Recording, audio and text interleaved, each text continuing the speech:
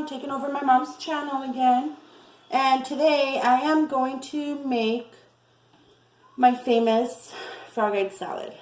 So I didn't want to share this one, but I'm going to share it because this is highly requested all the time for the last 16 years.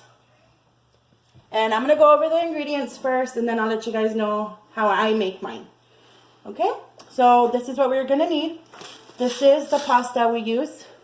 I know it's called frog-eyed salad because of this pasta. Look how tiny it is. They're tiny, tiny little pastas. You could find this, I think at King Soopers in Colorado, or any Kroger store, if you guys have a Kroger store. Here, I found it at Harris Teeter. I know some Walmarts might carry it, but it's a little bit hard to find, but you guys should be able to find it. If you don't, you could order it online. I always try to stock up, but this is the pasta. I am using 2 cans of mandarin oranges. I am using 6 cans of fruit cocktail in heavy syrup, and I am using pineapple tidbits, 1 can. If I wasn't using these small cans, I would use 2 large cans of the fruit cocktail.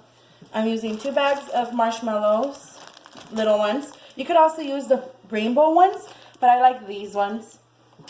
A tub of Cool Whip. I have an egg, sugar, and flour. Now I am going to tell you guys what I use this for. I am also using a measuring cup, my little blendy thing, I don't know what you call this, I'm sorry, and a measuring spoon. So I'll be back. Okay everyone, so this is what I do. I drain. This is how you make your sauce, okay? Just listen to me and do it. Si no te jalo el pelo. No, deja. This is, I use the pineapple tidbits, and I only use the juice. Look, there's no juice in here. This is clean, so don't trip. I just use the juice. Mira, ya ves? Todo el juice is out of there. So use 1 can, just the pineapple juice, 1 tablespoon of flour, 1 egg, and I have my 2 cups of sugar right here. 2 cups of sugar. That's all. This is all you need for the sauce. And I have my saucepan right here. You're going to just pour it in. And this is called the whisk. I remembered. And just whisk it together. You want to do it off the saucepan and off the fire because the flour could create little flour balls that you don't want in your sauce. But it's okay if you don't do it over the fire, or you do it in the saucepan, because we're still gonna use a colander later on for the sauce. But just whisk it. See, it's getting thick. I'm just mixing all the ingredients together, the egg, the flour, and the sugar. After I whisk this really good, I'm going to put it into this pan I'm going to turn it on right now, so it's on a medium-low. Okay, most of it's mixed up. See those little pieces right there? Don't worry about it, it's okay. I'm going to pour this in here.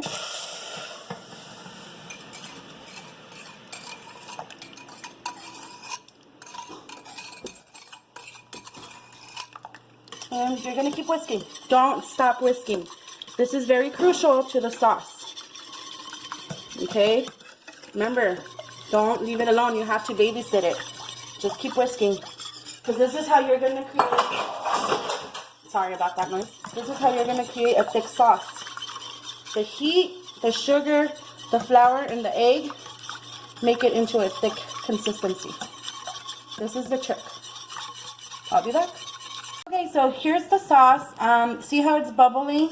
And I kept mixing, and now it's on medium. I'm going to take it off the fire because it's already thick. It's already at a sauce consistency.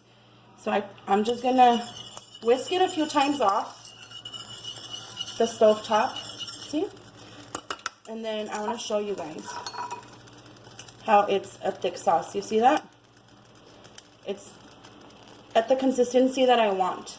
So now what I'm going to do is I'm going to grab this and I'm going to use a colander just to catch anything that, like the egg that didn't boil, didn't get whisked in, or any little chunks of pineapple or flour balls that came through. Do you see the sauce right there?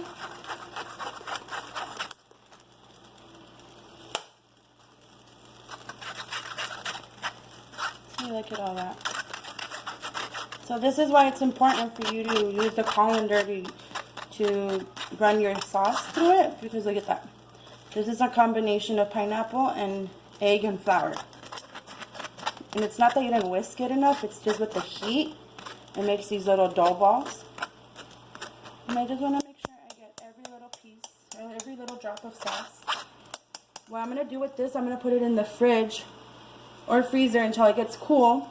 And then over here I have boiling water, and this is for the pasta. I'm going to boil the pasta, and then I'm going to leave this aside without water. I'm going to drain it when it's done. And then once this is cold, I'm going to put it in the pasta, and then I'm going to put it in the fridge. So I'll be back to show you guys. Okay, so the water was boiling, and then I put the pasta, and then I stirred it so that it doesn't get stuck, because the little balls could stick together because it's pasta. So just give it a little stir, make sure it's all broken up, and leave it for about 7-8 minutes until it's soft. Okay, so it took about 10 minutes for mine to be soft, and I drained it out of the water, and I put it in the colander, and I ran it through cold water. Now I'm trying to get every last bit of water out of it. And I'm going to set this aside until the sauce is cool. I don't want to add it to the pasta when it's hot, because it's going to make it mushy. I'll be back. Okay, so I went ahead and I kept mixing this while it was in the fridge, just so it could cool off. It's nice and cool, and you can see all the white bubbles have disappeared. This is how it should look. You see that? It's like a syrup. And here's my pasta. I drained all the water. I let it sit in the colander over another pan so all the water could fall down and drain. And now what I'm going to do is just going to pour this in here.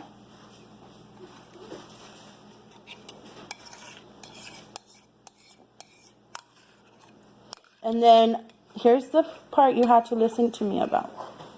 Okay? Don't laugh, Mom. Mix it well. Hold on, baby. Yes, go ahead. So sorry, that was my little boy.